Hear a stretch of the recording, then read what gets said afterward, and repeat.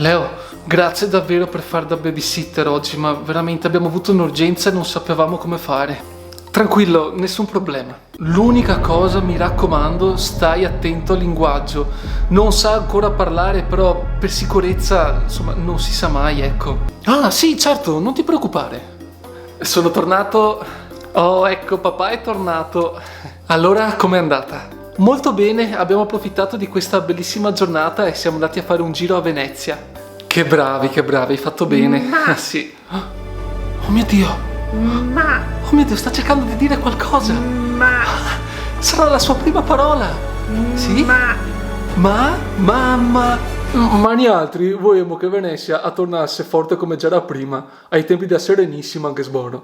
Perché adesso che ci sono turisti di qua, turisti di là, mi sarei anche rotti i coglioni che sbono. Tapio, a me vorrei che tornasse come una volta, se no